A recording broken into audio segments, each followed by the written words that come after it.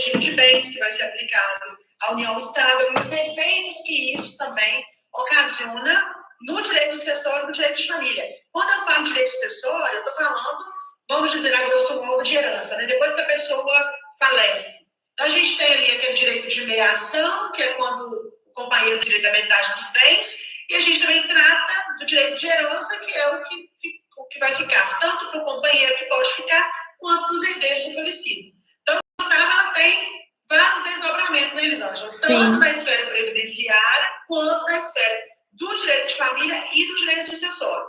Então, se você conhece ou vive em união estável, conhece alguém que vive, já manda esse aviãozinho aí, porque aqui vão ter informações valiosas que, por muitas vezes, quando acontece o falecimento, a pessoa procura um advogado, o cliente costuma se surpreender com várias informações que a gente vai dar aqui hoje. E, infelizmente, ela acontece no pior momento, quando a pessoa vai procurar um advogado após o óbito para resolver essas questões burocráticas e acaba se surpreendendo com informações que ela não sabia, que se ela soubesse, ela poderia ter evitado. Sim, e muitas vezes também, né, doutor, isso acontece até mesmo em vida. Como, por exemplo, às vezes a pessoa pensa assim, eu tenho uma união estável, essa união não é formalizada no país. Também diariamente, porque a união estável é uma situação fática, né? A gente fala que ela está aí no mundo dos fatos, ela acontece. Nem sempre ela é regulamentada. Tem pessoas que regulamentam, pelo menos tem um cuidado de ir ao cartório e fazer a escritura declaratória de união estável. Mas tem pessoas que nem isso fazem.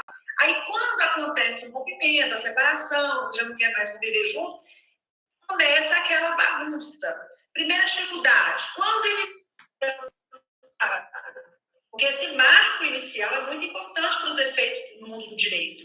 Porque a partir daquele momento que iniciou a união estável, em sua grande maioria, o regime que vai ser aplicado é o da comunhão parcial de bens.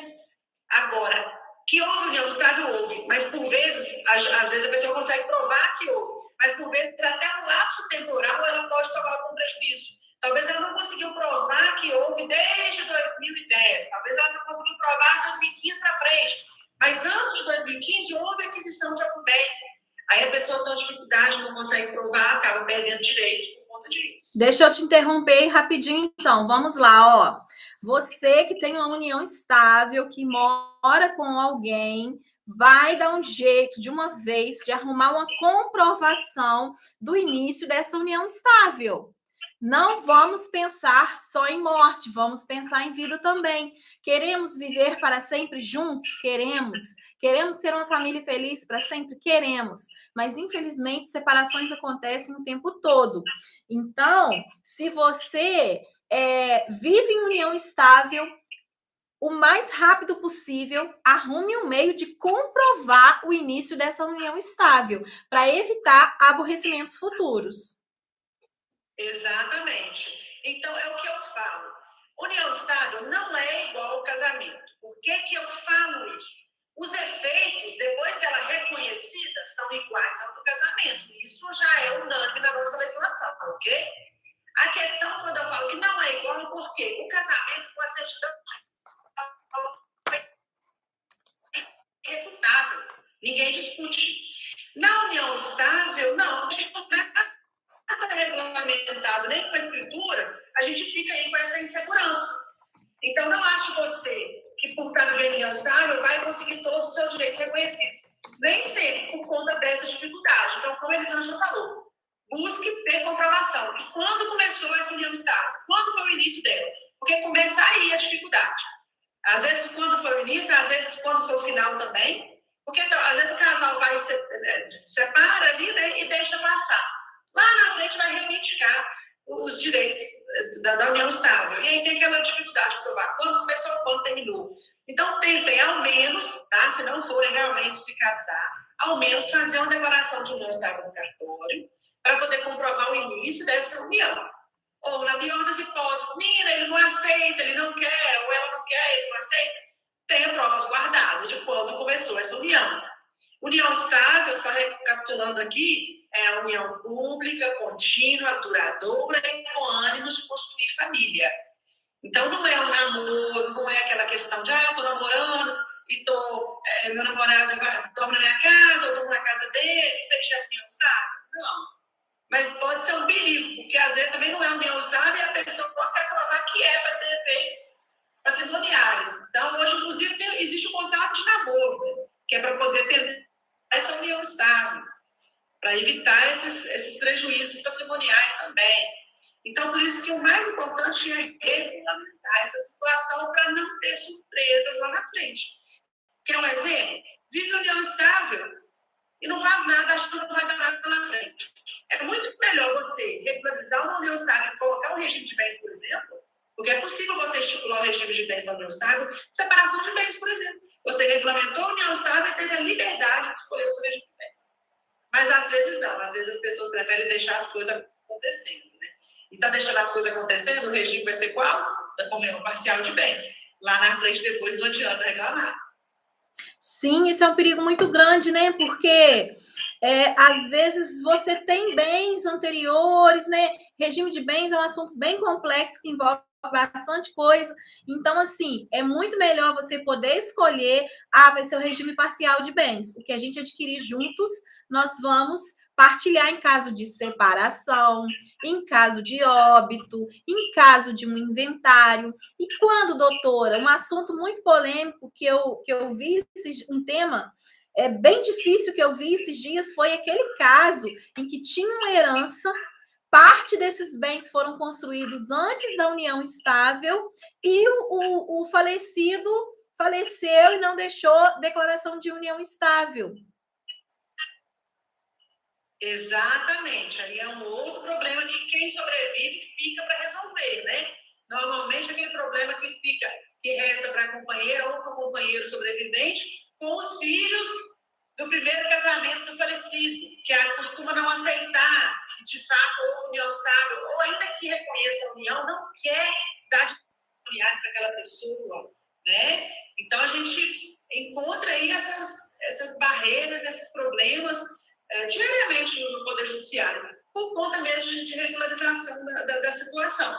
Acha que as coisas nunca vão acontecer com ele. A gente tem a sensação de que as coisas só vão acontecer com os outros.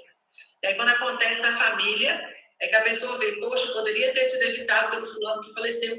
Tem casos comigo aqui que a pessoa viveu 20 anos com a outra e tem filhos do casamento anterior e viveu 20 anos com essa mulher. E veio a falecer. Os filhos não reconheceram a união estável dela. Falou que ela não tinha direito. Entraram com o inventário para partilhar os bens como se ela não existisse, né? Porque, olha aí, quando tem o óbito e a pessoa é casada, consta na certidão de óbito, casado. Então, ali, na hora que vai entrar com o inventário, o juiz já questiona, cadê esse cônjuge? Quando é união estável, não. Tá lá, solteiro ou viúvo, né? Mas tá vivendo união estável, concorda? Aí a pessoa falece.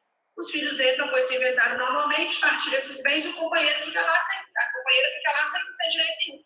Foi o que aconteceu nesse caso. Aí eu tive que entrar com uma ação de reconhecimento de união estável paralela ao inventário. Ela tem que reconhecer a união estável dela primeiro, para depois ela pleitear os direitos dela, que há no processo de inventário. Olha que dor de cabeça. Esse processo já corre tem 4 anos. Aí demora muito mais. Aí demora muito mais. Uma coisa poderia ser resolvida em 1 ano, vai, no mínimo 4 anos ainda não foi resolvida. Aí piora para os filhos que o inventário demora, piora para ela que tem que reconhecer a união estável, todo aquele transtorno. Exatamente. Então, realmente é algo que, sem dúvida alguma, é importante regularizar. Tá? Muito, muito, muito importante. E falando aqui no nosso ramo do direito sucessório, né, falando de herança, algo também que muita gente não sabia, a gente sabe que na sua maioria dos casos, o regime aplicável à união estável é o da comunhão parcial de bens. Ok. Aí aqueles bens que forem adquiridos da constância da união, a metade do companheiro, a metade é do outro, né? Metade de cada um. Falece um deles, ok? Falece um deles, certo? Os bens particulares, que são aqueles bens anteriores à união estável, se a gente for dissolver, um não tem direito ao bem anterior do outro, certo? Certo, em vida. É em vida. Mas se houver o óbito, você sabia que o companheiro tem direito de herança nesse bem que é anterior? Ou seja, não é a metade, é a herança.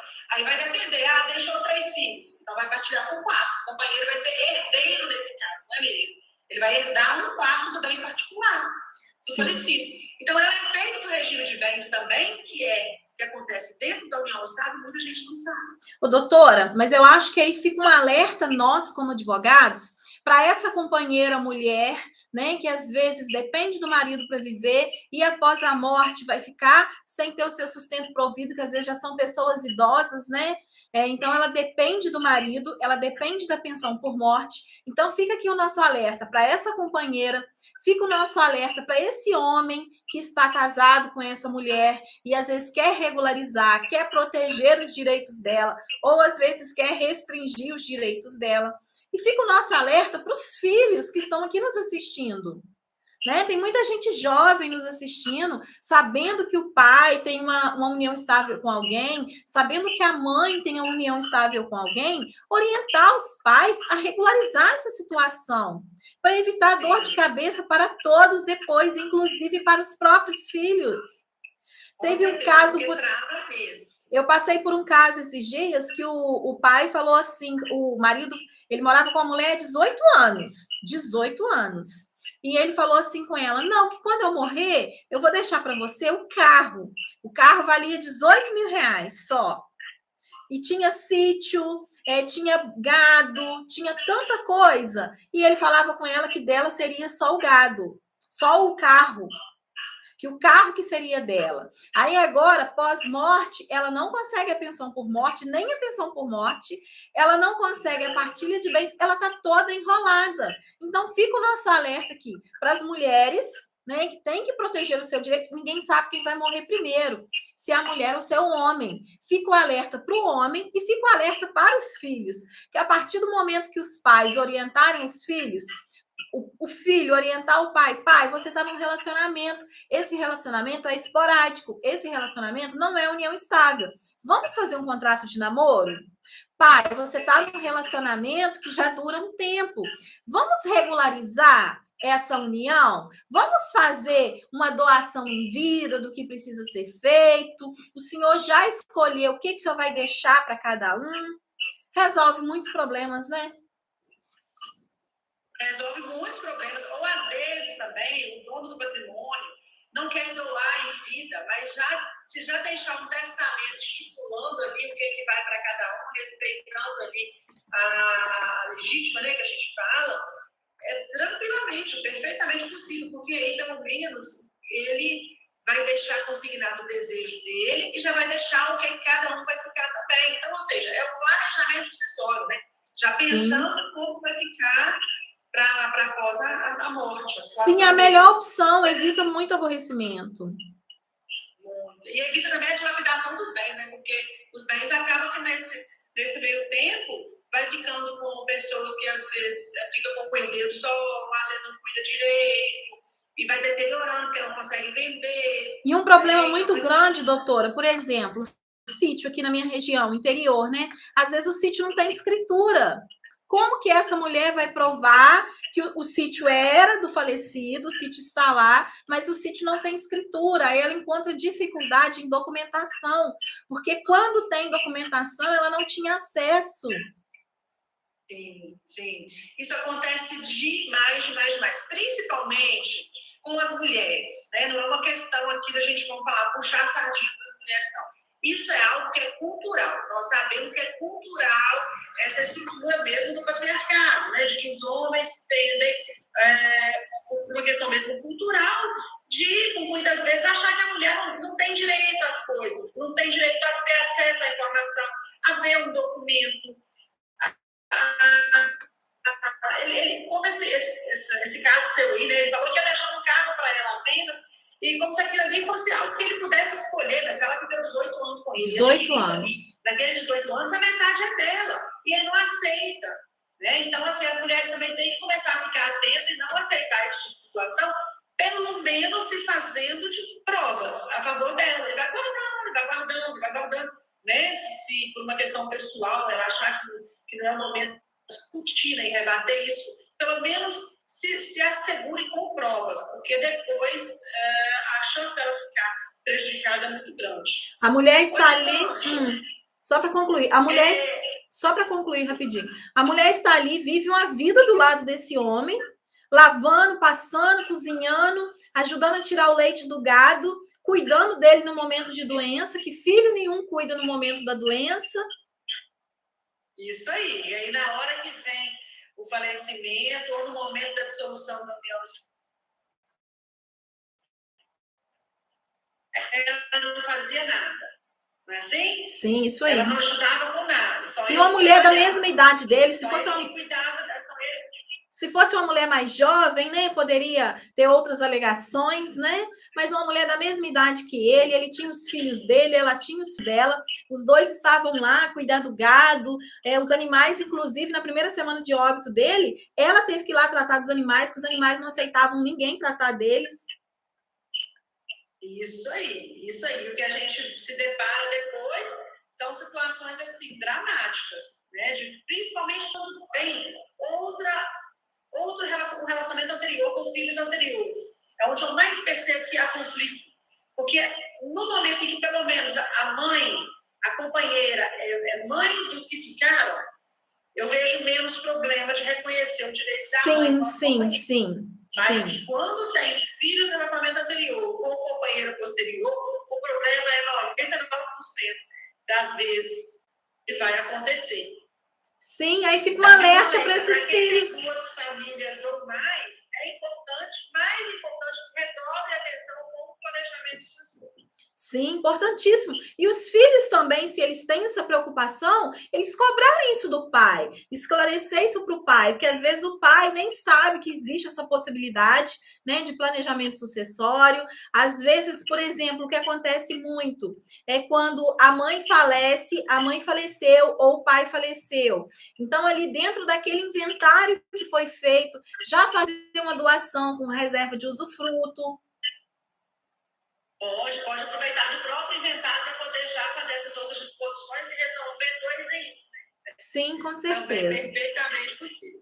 Ô, Elisângela, e falando da pensão por morte, você já se deparou com dificuldades de provar união estável e a pessoa receber pensão por morte? Muitas, doutora, o tempo todo. Nos últimos meses, de 10 pedidos de união estável, de pensão por morte, onde era união estável, os 10 foram negados junto ao INSS. Em muitos casos, tinha muitos documentos, contrato de parceria junto, que comprova atividade rural, foto do casal, às vezes até a existência de filhos junto, e mesmo assim o INSS nega. A gente faz a petição para manda tudo explicadinho, mostrando todas as provas, e mesmo assim o INSS nega. E o que acontece? A gente tem que buscar o Poder Judiciário e entrar com ação judicial para poder conseguir garantir essa pensão por morte. E só depois de 1 ano de processo em andamento, 1 ano e meio, que essa mulher consegue receber o seu salário. Olha que coisa triste, que coisa difícil. Você acaba de perder o seu companheiro, você está num momento difícil. Muitas das vezes, algumas dessas mulheres não trabalham e ficam sem ter como ter o seu sustento provido. Exatamente. Isso aconteceu com uma vizinha minha, eu não esqueço, e que ela conviveu em união estável por 4 anos com um homem, e aconteceu isso, ela não conseguiu comprovar no INSS união estável e precisou entrar na Justiça Federal para reconhecer a união estável. Quando ela entrou na Justiça Federal, constava o filho menor dele como dependente dele lá no INSS. Até então não tinha problema, porque ela ia receber metade e o filho a metade. Só que ela não localizava o filho, porque ele era de outro local, ela não sabia onde o filho morava. Sabe quantos anos demorou para esse processo terminar? 5 anos. Nossa, que horror. Para poder conseguir localizar o filho, porque por uma questão processual, a gente bem sabe que tem que localizar a parte interessada. Nesse caso da união estável, o filho era a parte interessada. Então, ele necessariamente tinha que ser citado, intimado, né, na linguagem popular. Então, tinha que achar esse filho, só que o filho, ela não sabia onde é que ele morava. Era um filho que ele nem tinha contato, só que ele constava como dependente dele no INSS. Aí demorou anos só para localizar o filho. depois foi reconhecida, e aí hoje ela entrou pedindo todo o retroativo, desde quando a união foi reconhecida, vai ter muito dinheiro a receber. Mas até hoje ela estava sem receber a pensão. Olha que transtorno. 5 anos. Olha que transtorno. Né? Um transtorno que poderia ter sido evitado se tivesse feito uma ação reconhecendo a união estável em cartório. Então, o que serve para provar a união estável? Qualquer documento que comprove o mesmo endereço do casal, qualquer documento que tenha o outro como dependente, declaração de imposto de renda, se você vai fazer sua declaração de imposto de renda, conste lá que você tem um dependente. Conta corrente conjunta, você tem uma união estável, chama seu companheiro, vai lá, abre uma conta corrente conjunta, né? Tudo isso vai servir de prova depois.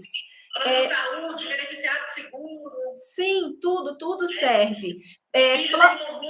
Plano funerário, né? Aqui na minha região é muito comum as pessoas pagarem um plano funerário. Plano funerário. Então, tudo que une vocês dois, fotos do Instagram, fotos do Facebook, fotos de aniversário da família, guarda tudo, porque tudo serve de prova para união estável. Exatamente. Deixa eu ver aqui, também eu também já me deparei, como eu falei, né, em comprovar a união estável nos processos de herança, justamente por isso, porque pode ter vários documentos, como a doutora Elisângela falou, são importantíssimos para reconhecer a união estável e provavelmente vai reconhecer. Mas a questão é, se já tivesse feito antes, eu não precisaria de passar. Sim. Porque demora-se anos para a gente provar isso. Uma outra coisa... O processo seria demorado. Uma outra coisa que nós temos que ficar muito atentos também é quanto à declaração do óbito. Na maioria das vezes, o que acontece? O pai tem filho de outro relacionamento e tem a companheira. A companheira, no dia do falecimento, ela está desesperada, né? De dor. Então, não é ela quem resolve as coisas do óbito. É algum filho do relacionamento anterior. E o filho, o que ele faz? Ele não declara a companheira. Quando perguntam se é casado, ele fala que não. Quando perguntam se tem companheira, ele fala que não. Então, na certidão de óbito, não consta companheira. Então, a gente não quer que ninguém... Se a companheira for lá declarar, já é... Se ela for declarar, já é uma presunção de relacionamento. Eu tenho uma cliente que a gente conseguiu uma prova muito interessante. O registro de presença, porque o plano funerário aqui, ele tem um livro de registro de presença de quem foi no velório. E o nome dela é o primeiro nome do livro de presença do velório. Então, eu achei muito interessante essa prova que a gente conseguiu para esse caso. Muito mesmo, realmente. E um detalhe que é importante também que eu coloco, que independentemente do regime de bens, e aí serve tanto para união estável quanto para casamento, tem direito à pensão por morte, né? Sim. Tem pessoas que são casadas no regime da separação de bens, o regime da separação obrigatória de bens, pensão por morte da mesma forma. E esse alerta também fica, né, doutora, para os casais homoafetivos, né? Para eles regularizarem também essa situação, porque eles também passam muito por essa situação, e eu acho que a dificuldade... Boa noite, Matias, tudo bem? Compartilha essa live aí com seus amigos, Matias, manda para todo mundo da sua lista lá. Eles têm uma dificuldade maior ainda de provas, porque às vezes o relacionamento deles é muito na informalidade. Exatamente. Aí a dificuldade deles, com certeza, é maior. Porque por conta dessa publicidade que às vezes não tem. E aí talvez até a dificuldade de realmente reconhecer a união, né? Vamos lembrar daquele caso do Gugu. Aquele rapaz tentou reconhecer a união estável dele com o Gugu, mas o que impediu ele, eu não sei se era, se não era, mas o que impediu ele justamente de reconhecer é por conta da não publicidade, que era algo, se acontecer, era algo muito discreto, ele não conseguiu o reconhecimento, né? E já viu nesse caso midiático do Gugu, que é interessante, que ele deixou o testamento, só que ele não contemplou em nada a Rosemília. E aí, porque quando ele faz isso no testamento, a gente já tem a impressão que ela não era a companheira dele, ok? Só que ela vem falando que e pede reconhecimento da união estável. Se ela conseguir reconhecer, o regime vai ser da união parcial. Quanto tempo tem que ela está como... Teve audiência recente. Teve audiência recente esses dias, né? Teve uma audiência recente e ela fala que é união estável. Então, assim, ali ele fez um planejamento sucessório, que é o testamento, só que ele já é uma opinião, né? Eu penso que ele pecou em não colocar nada sobre a Rosemília, porque aí acabou que deu a entender que não tinha nada. Mas já que ela tinha com ele aquele relacionamento forte de conviver com ele, ficou que ela deu essa brecha para ela vir fazendo isso. Então, era muito melhor ele já reconhecendo que isso poderia acontecer, que era fato, era algo fácil dele detectar, ele já se precaver e beneficiá-la com alguma coisa, né, dentro daquilo ali que ele, né, dentro dos direitos dela, do que deixar ela também sem nada. Eu acho que foi isso que fez com que deu essa repercussão e esse problemão todo. Ele, que toda a vida foi um homem muito discreto, né, acaba que tem a vida aí toda escancarada agora por conta dessa situação. Porque não tomou um simples cuidado. Doutora, eu não acompanhei muito esse caso. E quanto ao companheiro? Ele deixou algo expresso para o companheiro? Não. E aí o companheiro desistiu de pedir o reconhecimento. Não deixou, não. Tá, mas ele não deixou nada no testamento para o companheiro. Ele não deixou nem para o companheiro e nem para suposta companheira. E nem para ninguém. Filho da mãe, hein? E para os filhos, Então, assim, realmente... Ficou um caso bem ele podia ter resolvido esse problema, né? Ele mesmo resolvia, deixava lá expresso no testamento que não tinha união estável com ninguém. Exatamente. Assim, a união estável, ela é fática, né? A pessoa também não pode simplesmente negar que não tinha. Mas eu não acredito que se ela tivesse constado alguma coisa dela, tivesse deixado algo expresso, algo melhor resolvido quanto a isso, sabe? Não teria esse problema. Não teria esse problema.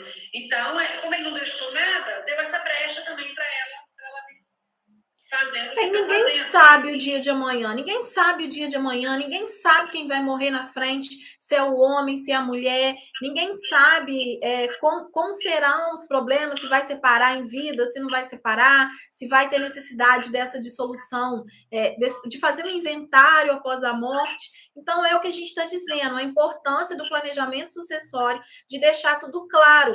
Não importa se você tem só uma casa ou se você tem uma fazenda. O que importa é a necessidade de regularizar. E nós, mulheres, guerreiras, maravilhosas, nós não podemos aceitar um relacionamento onde o cidadão não quer reconhecer uma união estável com a gente. Exatamente. Peraí, que relacionamento é esse? Eu não quero uma união estável. Por que não quer uma união estável? Qual o problema?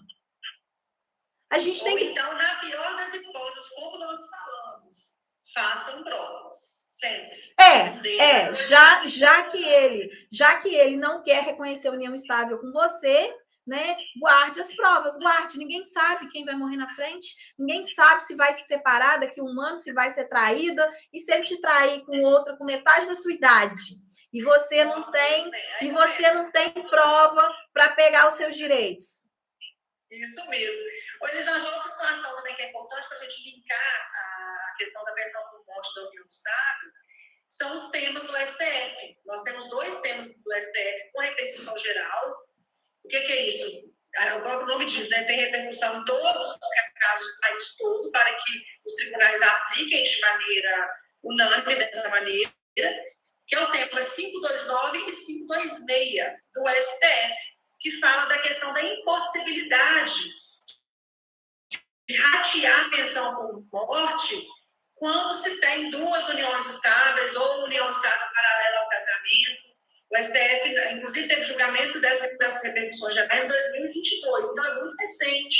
Sim. Tratando o quê? Dessa questão da monogamia, de que tem que ser um só. Então, se tiver 2 uniões, não há reconhecimento legal. Já até tem alguns pouquíssimos casos na justiça que houve autorização nesse sentido. É bem difícil haver, né? É bem difícil, mas são situações que existem. Imagina um cidadão conseguir comprovar que ele tem uma união pública, estável, duradoura, com o objetivo de constituir família com duas mulheres ao mesmo tempo.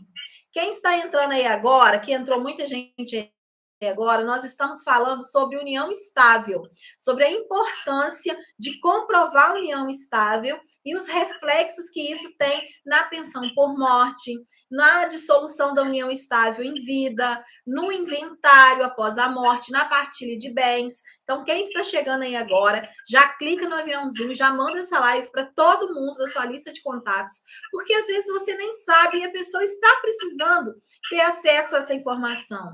Eu sempre digo que... Pode mandar pergunta para a gente também, né? Pode mandar pergunta. Se tem dúvida, gente, pergunta. Estamos aqui para responder, para auxiliar vocês. Vocês sabem da minha paixão por live, da minha paixão por responder caixinhas de perguntas. Podem mandar, que estamos aqui para isso. Então, é muito importante deixar isso definido. E fizemos também nessa live um alerta para os casais homoafetivos, né, que tem uma dificuldade maior ainda de comprovar, principalmente aqueles que são discretos, né, que não expõem tanto a vida, mas que moram juntos, que têm uma união estável, que têm o objetivo de constituir uma família. Então, Elisângela, você falou da questão de que acha que é difícil essa questão da união paralela, mas o Brasil é um país de muitas peculiaridades, né? Tem regiões, eu acredito, mais para o lado do Nordeste, tem até índice já, tá? Falando dessas questões, dessas uniões, mas tem sim bastante união paralela. Eu mesma conheço 2 uniões paralelas, tá? E que as famílias sabem da existência de uma da outra. Inclusive, isso é uma das críticas que o IBDFAN colocou, né, até no congresso que eu fui agora lá em Gramado, no Rio Grande do Sul. O Rodrigo da Cunha tratou desse tema, né, como se o judiciário tapasse os olhos para essa realidade que a gente tem no nosso país, de uniões paralelas. Ou seja, aquela união que o cara, por exemplo, ele é casado, né, tem uma família, mas tem outra família também com outros filhos, com outra mulher. Até que ponto que, de fato, essa outra mulher tem que ser desamparada? A gente não está falando aqui de amante, tá? Estamos falando de uniões estáveis mesmo. Eu acho que deveria dividir, porque já que elas, né, dividiam um companheiro, qual o problema em dividir a pensão, gente? Gente, conta aí o que vocês acham. O que vocês acham? Me contem, meninas, participem aí agora. Realmente é um tema muito polêmico. Me contem. O cara tem 2 uniões estáveis paralelas. Deve dividir a pensão por morte? Ou não? Ninguém vai ficar com pensão por morte? As mulheres que vão pagar o pato, me contem aí, meninas. O que vocês acham? Isso, pelo tema, né, do STF, a relação pré-existente é que vai prevalecer. Então, a que chegou primeiro, vamos dizer assim, né? A que chegou primeiro. Tem que provar quem chegou primeiro. Conta aí pra gente. Participa aí, conta aí o que vocês acham. A que chegou primeiro vai receber. Entendeu? Aí tem que ter aquela disputa, né, para provar. Aí entra a importância das provas. Tá vendo, gente? A importância de guardar provas. Muito, muito, muito, muito importante. Então, isso é algo que realmente acontece, né, no dia a dia, assim, das famílias brasileiras. Não aparece sempre nos escritórios, mas, assim, é algo que, de fato, a gente sabe que isso realmente... Sim, existe. O brasileiro... Acontece no mundo fático, né? O mundo jurídico ainda tem médico, mas no mundo fático isso acontece. Então, hoje o posicionamento do STF é no sentido realmente de não admitir, vai ser para que começou primeiro. Eu acho que deveria dividir a pensão por morte, já que elas dividiam o companheiro. Né? Dividir o companheiro... Porque aqui não é relacionamento de amante, como eu disse. Né? Não é um relacionamento de amante que é escondido, que é um dos requisitos principais da união estável, é a publicidade. Então, um relacionamento de amante, a gente sabe que não tem isso. Agora, e naquelas uniões estáveis que realmente existe ali, uma tem conhecimento da outra. Isso acontece também, sabe? Às vezes, por exemplo, o camarada ele é caminhoneiro, né? Ele tem necessidade aqui, ele tem um casamento, tem filhos, né? Ele vive aqui com essa mulher, com essa família. Aí só que ele vai muito para outra cidade, outro estado. E aí lá também ele constitui outra família, filhos. E aí essas mulheres, elas não vão ratear essa pensão, só uma que vai receber. Então, realmente é algo que acontece, né, no dia a dia. e o judiciário não tem aceitado dividir, não. Mas pode ser que isso também mude, né, ao longo dos anos. Entendi. Tem o outro tema trata do casamento e da amante, né, doutora? O casamento era amante. Amante não tem lar, né? Tem aquela música da Marília Mendonça lá, amante não quer casar, como quer ter, né? Amante não vai casar, enfim. Amante não tem direito no mundo do mundo jurídico, amante não tem direito reconhecido. Amante fica no vento. Então, gente, faça valer. Ó, se você tá aí com ele, que é casado, coloque esse homem na parede, manda ele se resolver, né? Porque, ó, não tá brincadeira, não. Aperta ele aí. Faça ele se resolver. Exatamente. Uma outra questão da união estável também, que às vezes a pessoa não sabe, eu já tive casos assim, foi muito interessante, por sinal, porque eu fiquei um pouco surpreendida, porque eu estava curiosa com essa sentença, e aconteceu o seguinte, o camarada, ele era divorciado, certo? Só que ele não partilhou os bens no divórcio. Os bens ficaram pendentes. A gente sabe que, ou seja, ele era divorciado e constituiu uma nova união estável, ok? Poderia, tranquilamente. Só que ele não partilhou os bens no divórcio, certo? O Código Civil fala que quando há um divórcio, não há partilha de bens, se essa pessoa casar-se novamente, pode pela divorciada, ela obrigatoriamente tem que se casar no regime da separação de bens. O Código Civil fala isso. Ou seja, ele impõe o regime da separação obrigatória para esse novo casamento, correto? Correto. Qual foi o nosso caso? O nosso caso foi o seguinte: a mulher, ela estava vivendo união estável com esse homem que não havia partilhado os bens, ou seja, ela não casou com ele, estava vivendo união estável. Ele veio a falecer. Quando ele veio a falecer, eu estava pelos filhos, ok? E aí, a união estável ia ser reconhecida. No entanto, qual foi a tese de defesa? Essa união estável, ela não poderia ser aplicada a ela o regime da comunhão parcial. Deveria ser aplicado, por analogia, o regime da separação de bens. Porque se esse homem fosse se casar, ele não teria que obrigatoriamente se casar no regime da separação obrigatória. Por que para ele viver união estável, o regime dele tem que ser parcial? Porque a união estável não é igual ao casamento? Sim. Então, se ela tem que ter o tratamento igualitário, eu usei a mesma lógica. E aí deu certo. O juiz falou, de fato, que o regime aplicado era o da separação de bens. Isso acontece com as pessoas acima de 70 anos, que constituem união estável a partir dos 70 anos, o regime aplicado também vai ser o da separação obrigatória. Olha que interessante, por analogia, porque se essa pessoa que está vivendo união estável, a união estável tem que começar a partir de 70, tá? Se ela começou antes, não, é o da parcial, né?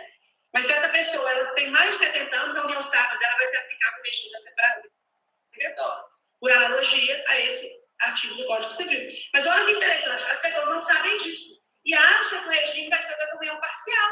Aí acontece o óbito, são surpreendidos, porque não regularizaram lá atrás. Se tivesse regularizado, se esse homem soubesse disso, talvez ele poderia ter feito essa partilha com essa mulher, ter regularizado essa situação. Enfim, é a falta de informação. Isso que eu digo. Eu digo que informação é a solução, mas essa informação precisa ser compartilhada. Se você ouviu a gente falar isso, compartilhe com outras pessoas. É muito triste ver famílias chegarem no escritório e uma simples informação poderia ter feito a diferença dela, na vida dela.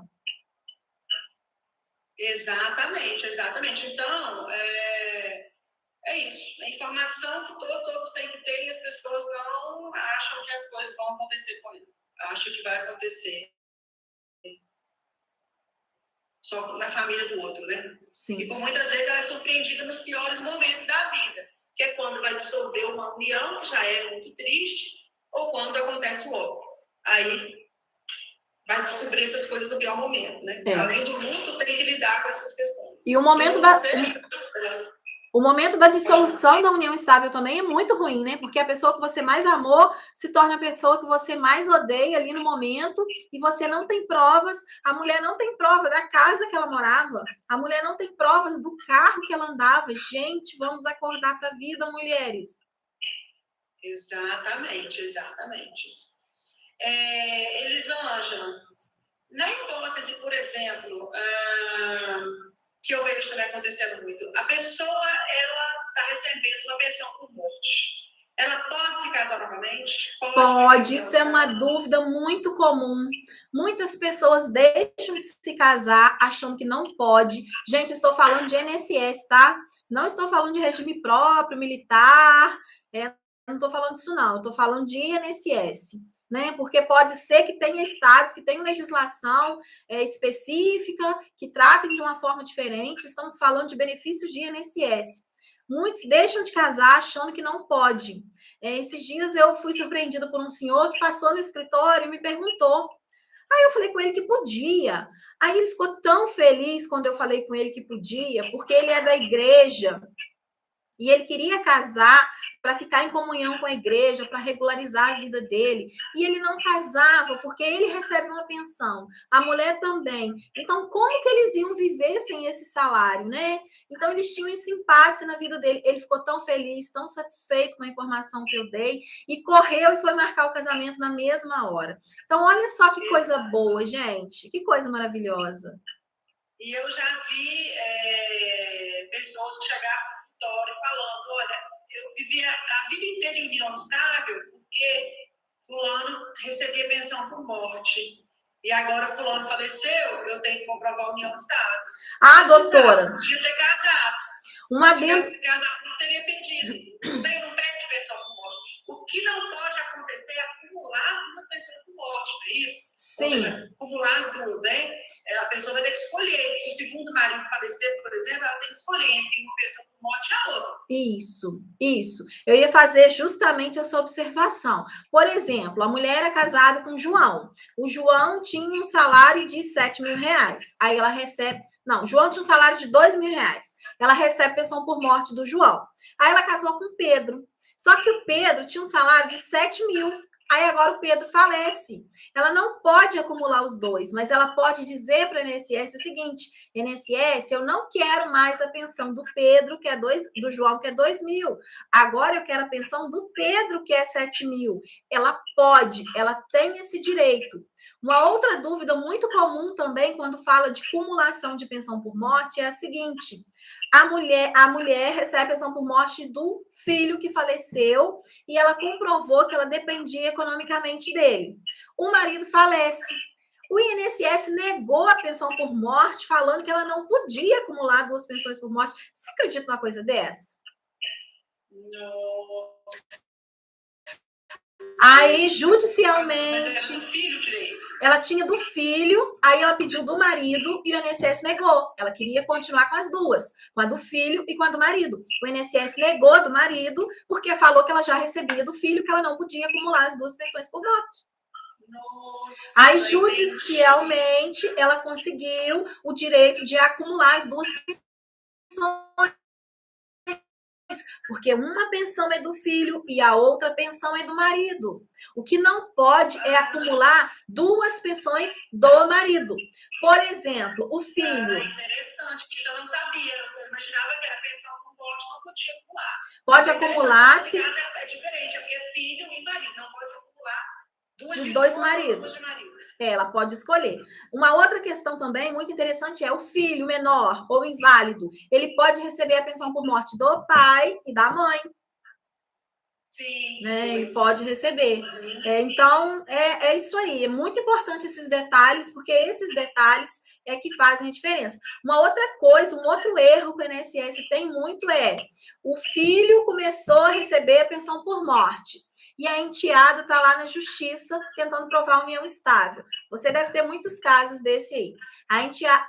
Nossa, o filho está recebendo a pensão por morte. A companheira, me desculpa, gente, falei errado.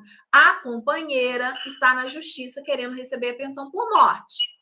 Aí o filho está recebendo. Aí daí 2 anos a companheira conseguiu receber a pensão por morte. O INSS tem que pagar os retroativos para a companheira, porque ela pediu lá atrás. O que o INSS faz? Desconta do filho os valores que ele tem que pagar para a companheira. Não pode, mas acontece todo santo dia, o INSS faz isso. Existe, eu não sei se... Nesse caso, o filho tem que entrar com o mandado de segurança. Aí o filho, geralmente eu faço uma ação de cobrança, anulatória de débito, né? Para o INSS cessar aquele desconto, mandado de segurança também é medida cabível, para parar aquele desconto e devolver os valores que foram cobrados indevidamente. Problema do INSS não reconhecer o meu estado. Problema dele. Problema dele. Ela não pode ser prejudicada, lembrando que nesse caso a minha companheira não pode ser prejudicada e não receber o retroativo, porque desde a data do requerimento, né, ela fez lá a solicitação, ela vai ter direito de receber a pensão por morte dela. Ela também não vai ficar sem receber, porque o filho recebeu no lugar dela. Sim, né? De maneira alguma. Nesse caso aí, é a única forma que o INSS fica penalizado, vai ter que pagar 2 vezes. Vai ter que pagar 2 vezes, problema dele. Mas pela própria morosidade. Se tivesse resolvido mais rápido, teria resolvido. Não precisaria ter pagado tanto tempo o benefício. É duplicado. Sim, né? Com certeza. Doutora, vamos encerrar? Ficou muito boa lá, com informações preciosíssimas. Nós podíamos... aqui, Elisângela. Eu falei que ficou maravilhosa a live, informações preciosíssimas. Eu acho que nós podíamos combinar de pelo menos uma vez no mês vir aqui falar sobre esse tema, doutora. Tá combinado. Tá combinado já, então. Hoje vamos deixar ou para o início do mês ou para o fim do mês, que aí fica certinho. A gente fez aquela em março, agora a gente fez essa. A outra foi 7 de março, essa 6 de junho. Vou deixar sempre para a primeira semana do mês. Primeira semana do mês a gente se fala. Vamos deixar toda primeira terça do mês. Primeira semana, na terça, 6h30, a gente faz. É um tema muito interessante, é um tema que gera muitas dúvidas. Você atende online também, né, doutora? Online, Brasil todo, com certeza. Isso é uma maravilha, né? Está mais online do que físico, né? Tanto que eu estou na minha casa, eu tenho trabalhado bastante de casa. Né? Eu também. Então, para poder atender de maneira física, mesmo assim que o meu escritório é próximo, né? Mas eu vou lá e atendo de maneira física. Mas em sua grande maioria, meus atendimentos têm sido aqui. Eu essa semana mesmo, ontem e hoje, eu não fui no escritório. Eu devo ir ao escritório depois de amanhã. Mas eu trabalho aqui o tempo todo, com as meninas, com todo mundo aqui. Isso é uma maravilha, né? Ultimamente eu tenho ficado muito mais de casa, né? Agora eu estou com a sede nova em Itaperuna, eu quero dedicar um pouco mais de atenção a lá, estar mais lá presente, mas tenho ficado muito de casa, muito mesmo. Bacana. Quantos escritórios que a senhora tem? Hoje são 4 filiais, né? Graças a Deus. E atendimento online no Brasil todo. Mas foi um prazer, foi maravilhosa. Eu acho que é muita informação de qualidade para as mulheres, né? Eu acho mais importante de tudo a gente deixar um recado para essas mulheres que às vezes ficam olhando, né, o seu direito passar, ficam aí de braço cruzado, olhando os anos passando e não tomando nenhuma